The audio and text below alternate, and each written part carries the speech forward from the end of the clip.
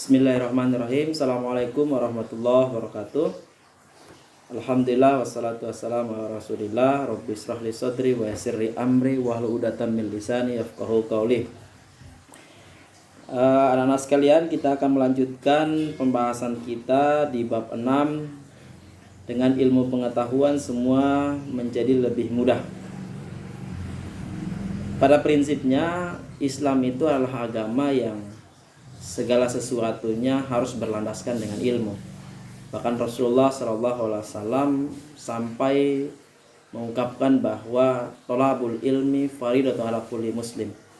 Menuntut ilmu adalah salah satu kewajiban setiap muslim, baik muslim laki-laki maupun muslim perempuan.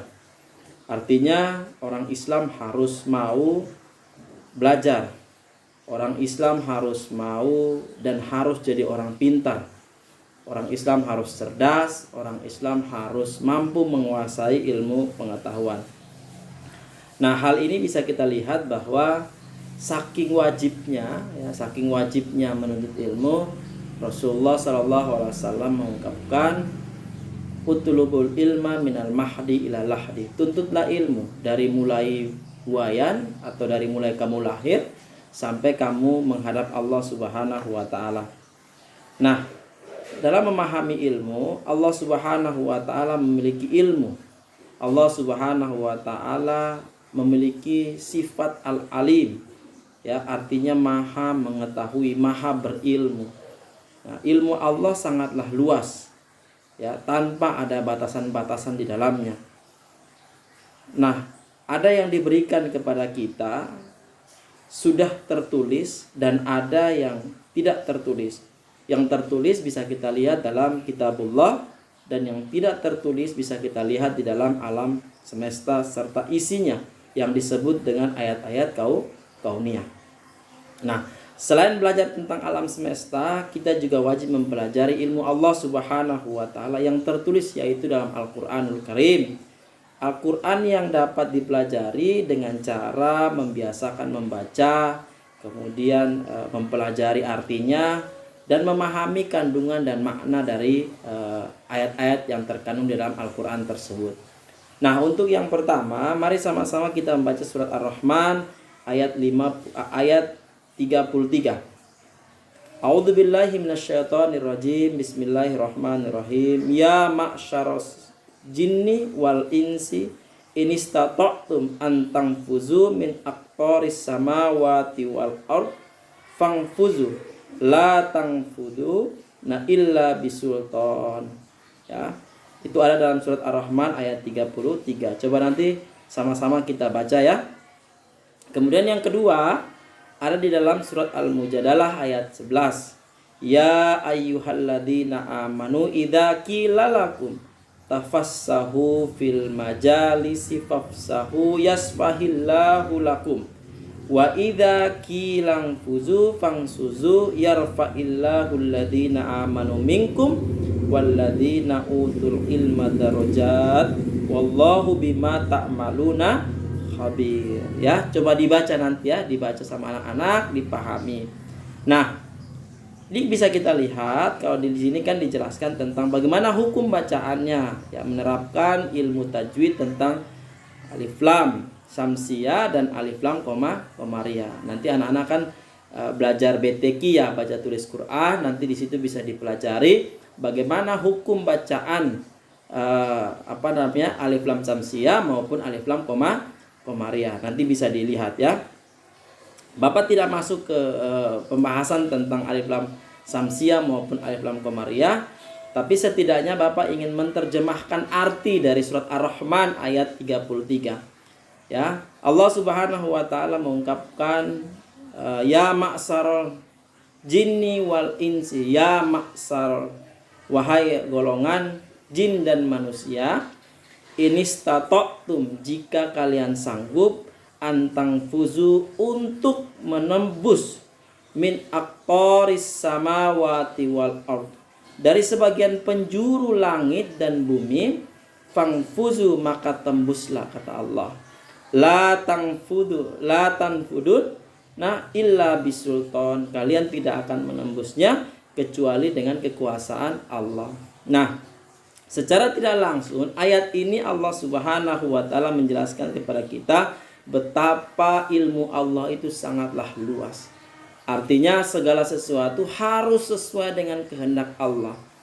Sehebat apapun juga manusia, sepintar apapun juga manusia, dia tidak akan mungkin menembus ilmu Allah Subhanahu wa taala tanpa Allah Subhanahu wa taala mengizinkannya. Begitu pula dalam surat Al-Mujadalah ayat 11 Ayo kita sama-sama terjemahkan. Ya ayyuhalladzina amanu, wahai orang-orang yang beriman, idza qilalakum, apabila dikatakan kepada kalian, tafassahu, lapanglah kalian, fil majalisi, di dalam majelis, fafsahu, maka berlapang-lapanglah, angsuzu, berdirilah kalian, fangsuju, maka berdirilah, yarfa'illah, Allah Subhanahu wa taala mengangkat minkum, di antara kalian, utul ilmad darajat, orang-orang yang berilmu beberapa derajat, bima ta'maluna khabir, dengan apa yang kamu kerjakan. Allah Subhanahu wa taala maha teliti. Itu yang pertama. Jadi pembahasan tentang surat Ar-Rahman dan juga surat Al-Mujadalah.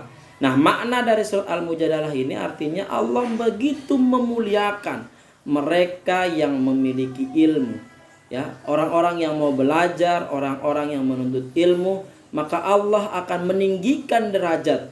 Artinya betapa Allah Subhanahu wa taala begitu menghargai, begitu memberikan ganjaran yang begitu tinggi terhadap mereka yang senantiasa menuntut ilmu. Artinya sebagai seorang mukmin yang beriman, maka kewajiban menuntut ilmu itu merupakan sesuatu yang amat sangat penting dan bisa kita jadikan sebagai salah satu motivasi dalam kehidupan kita untuk terus menuntut ilmu. Nah, kemudian kalau kita lihat dalam surat Ar-Rahman itu, isi kandungannya adalah bagaimana kita mampu menjadi manusia-manusia yang taat kepada Allah dan mau menuntut ilmu dengan semaksimal mungkin. Nah, paling tidak kita lihat bahwa menuntut ilmu itu adalah merupakan sebuah kewajiban. Bahkan ada salah satu nasihat dari Imam Syafi'i yang berbunyi, akhilan tanal ilma illa bisyittatin, sa'umbika an tafsiliha bi bayanin, zakaun wa khirsun wa istihadun wa bulghatun wa subhatun ustadin wa tulul zamanin. Dan ini merupakan apa yang disampaikan dalam hal ini Imam Syafi'i dalam kitab Diwan menegaskan tentang hal yang berkaitan dengan menuntut ilmu. Saudaraku, kata Imam Syafi'i, engkau tidak akan mendapatkan ilmu kecuali setelah memenuhi 6 syarat. Yang pertama, kecerdasan, kemauan yang kuat, kesungguhan, pembekalan yang cukup, kedekatan dengan guru dalam waktu yang sangat lama. Artinya menuntut ilmu itu harus ada 6 aspek ini. Yang pertama adalah aspek kecerdasan, kemampuan untuk mau menuntut ilmu. Kemauan yang kuat, adanya dorongan untuk menuntut ilmu. Kesungguhan, manjada wajada, dan pembekalan yang cukup. Artinya ilmu itu tidak bisa dengan hal-hal yang sifatnya cuma-cuma, Walaupun kita tahu bahwa ada juga yang gratis sekolah dan yang lain sebagainya, tapi pada prinsipnya ilmu itu mahal, ilmu itu mahal, sehingga ketika orang ingin berikhtiar menuntut ilmu, maka dia juga harus memiliki pembekalan yang cukup. Kemudian kedekatan dia dengan guru ini penting, artinya guru merupakan sarana yang sangat penting dalam rangka mendapatkan kebaikan-kebaikan restu dari guru tersebut. Kemudian di dalam surah Al-Mujadalah pun juga Allah sampaikan bahwa Allah akan mengangkat derajat orang-orang yang berilmu. Kemudian kita lihat perilaku orang yang cinta terhadap ilmu itu, kita bisa lihat yang pertama, dia senang baca. Dia senang baca, dia senang mencari tahu ilmu pengetahuan semaksimal mungkin. Kemudian dia senang untuk